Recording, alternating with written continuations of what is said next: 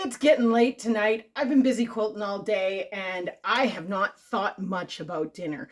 And therefore, we're throwing together one of my classic last minute meals. So tonight we're going to make one of my easy, healthy chicken stir fries. Now, sometimes we substitute rabbit in for this, but tonight we actually are using chicken. We're going to go through it really quick here.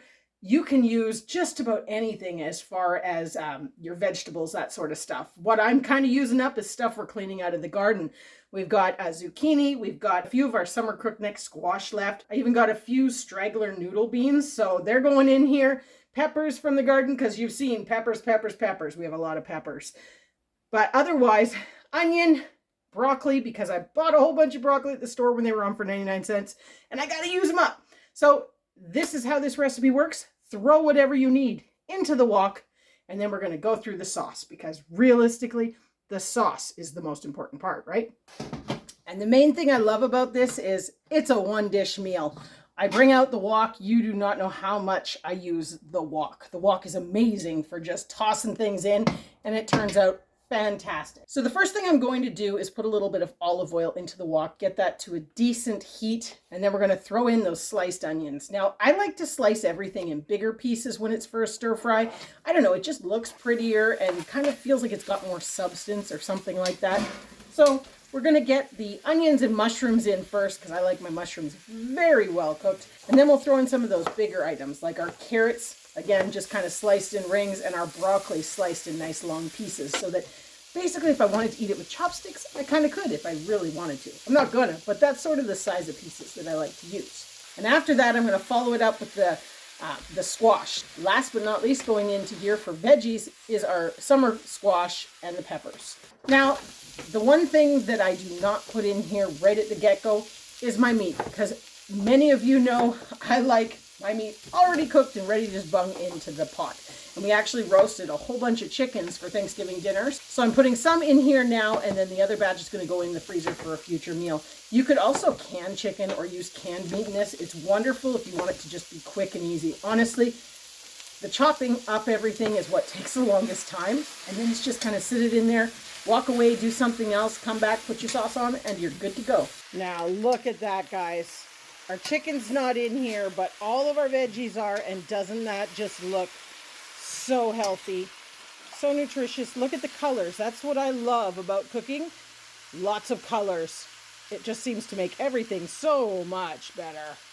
So we've got all those veggies in the pot. Now we're just going to put the lid on, let that simmer for a little bit in the wok, cook up those veggies, get them a little bit soft. You don't want them too soft, maybe like 8-10 minutes. Depending on how thick, obviously, you cut up all those pieces and how long it's taking you to get them all in the pot. But realistically, with Chris and I both working on that, that was about 6 minutes to cut up all those veggies. And now we're just going to let it simmer, and I'm going to go through the sauce. I'm going to mix it up in a separate jar, because you want to have about a cup of liquid in the end.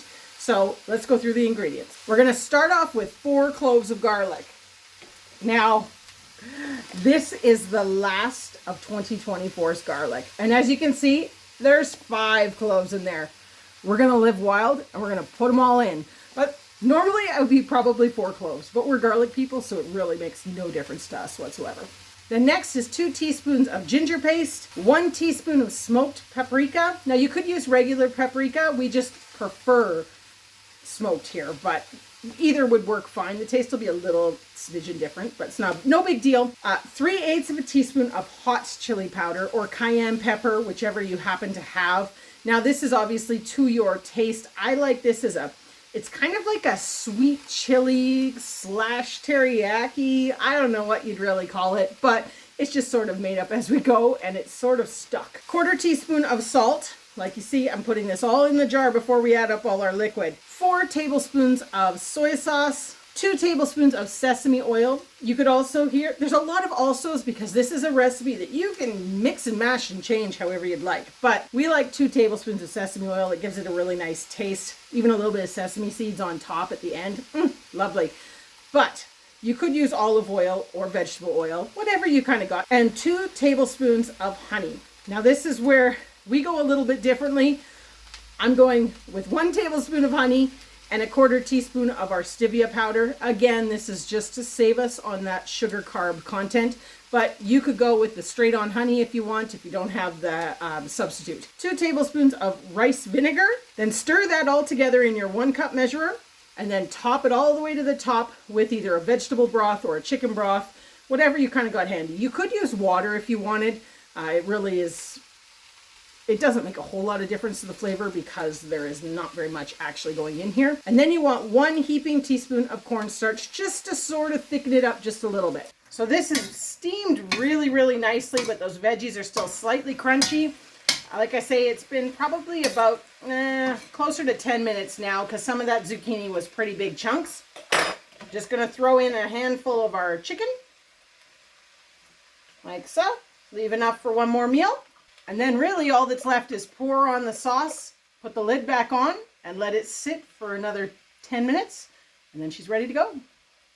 Now tonight we're actually going to add some rice to this. This is leftover rice from the other day. It's nice because we just mix it right in like that.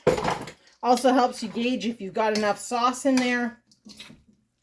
Oh yes, it's looking very good. Now we're going to put that lid on, let all that simmer and warm up, and give it a taste test. Got our bowls ready. I'm super excited. This is going to be so wonderful. Now, I do always eat one of these bowls because I do find it is basically a proper serving for us.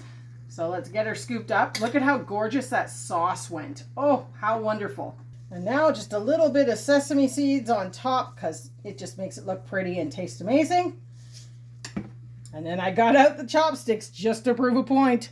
All right, here we go. This is looking a little bit hot, but I'm going to give you the taste test on this sauce because really, like I said, it's all about the sauce. See? Pieces you can pick up with those chopsticks. Oh yeah. So good. That piece is going to be way too hot. Definitely a win. Give it a try.